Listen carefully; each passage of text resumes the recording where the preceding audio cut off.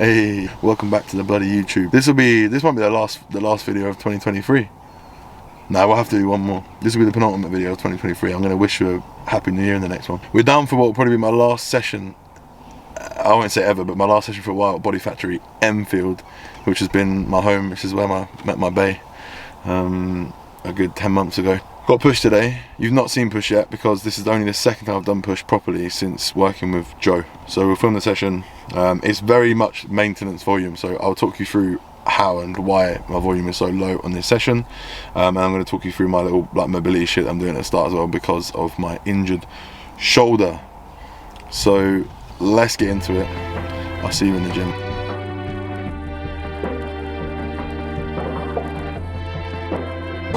Okay, so push session is in. I sacked off the logbook, man.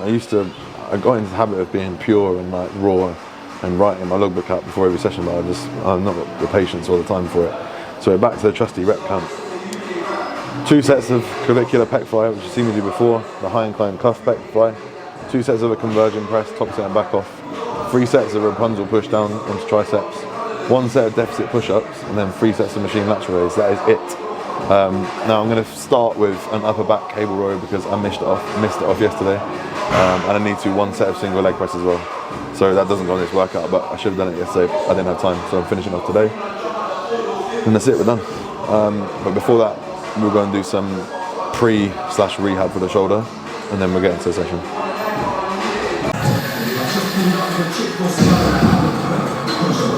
Okay, we're not going to show you all the mobility warm-up rehab stuff, but this is one movement I actually would probably recommend to most people if they feel like they have rotator cuff or shoulder issues. Obviously don't do it if it hurts, but also bear in mind this actually hurt me a little bit to start with.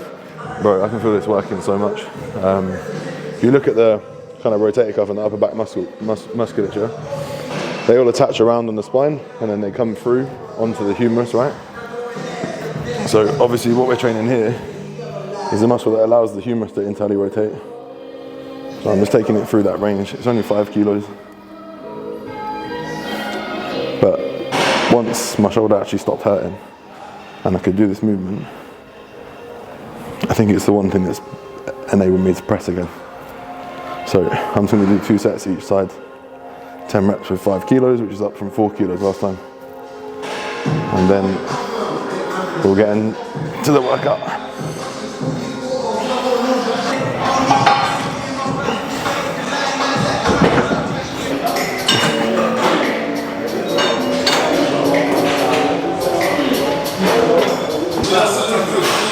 Clavicular pec fly, yeah? A lot of time when we're trying to isolate a certain muscle or certain area of muscle, it's not so much about targeting that muscle, but making the muscles around it as inefficient as possible. So with a clavicular pec fly, like no one's saying, oh, your delt's not working or the rest of your chest isn't working, but the clavicular fibers of the pec, which are the ones that run across the top of it, from here across here, are going to be best placed to move the weight, right? All the body knows is that it's facing a challenge. So the body will do its best to give you the most efficient muscle to move that weight from A to B. So there's a few things we can do here. Obviously, number 1, sit at the incline. Super high incline, it's almost going to feel too high. You feel like you're coming up and over. It feels a bit like a shoulder press, but it's not a shoulder press.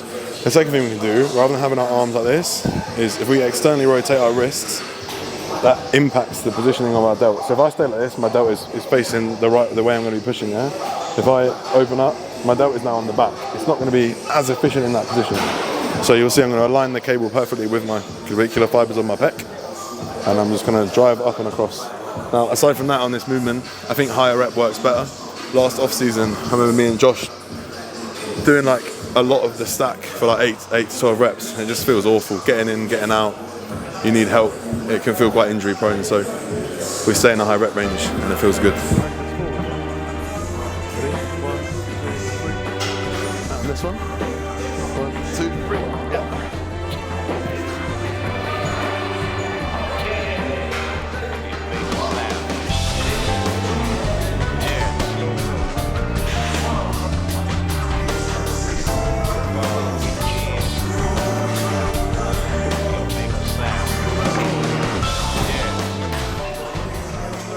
So that is the main and only proper press of this session.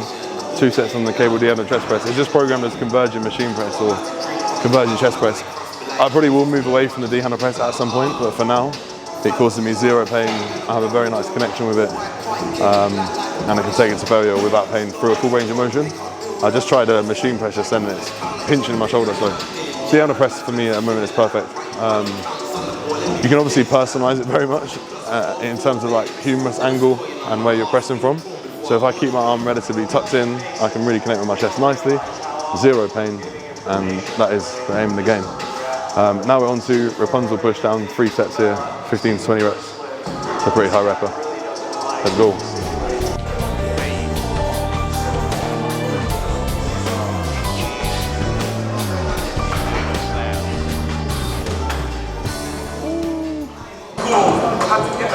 So what we got here is the beautifully modelled Rapunzel pushdown by Rapunzel herself.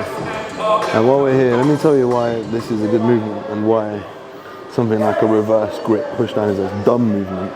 So this is so good because, as you can see, in this position, right here, tricep is pretty much fully lengthened and the weight is going to be at its heaviest, so largest moment arm, which means biggest challenge where we're strongest and where we are most efficient and most responsive to hypertrophy. So that's a fantastic movement. Thank you for modelling that.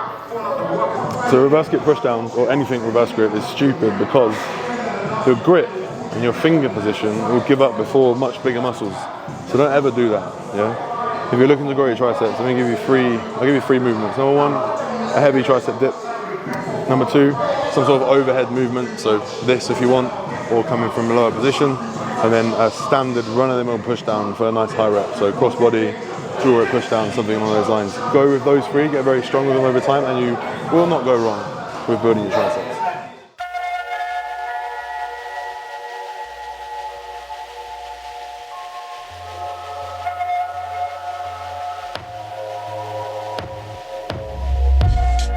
Right, let's wrap this one up with a little physique update. It's my second day tomorrow, so I'm not going to get my legs up, so I'll get them up tomorrow. So this is how it looks from upper body. Body weight's been about 129 for like the last 3 weeks. I ran out of growth hormone when we moved out of the old flat into the new one. So I've not updated that, so I expect when that goes back in tomorrow, I'll go north of 130. Food's at 4,900 now, so I'll do another full day of eating soon. So this is how we're looking, a bit hairy. Very puby right now, I'm afraid. But the shaver, a charger came today, so I'm going to trim myself up, but don't worry about me, boss. Anyway, this is a little physique update and we'll call it a day, and we'll see you in the next one.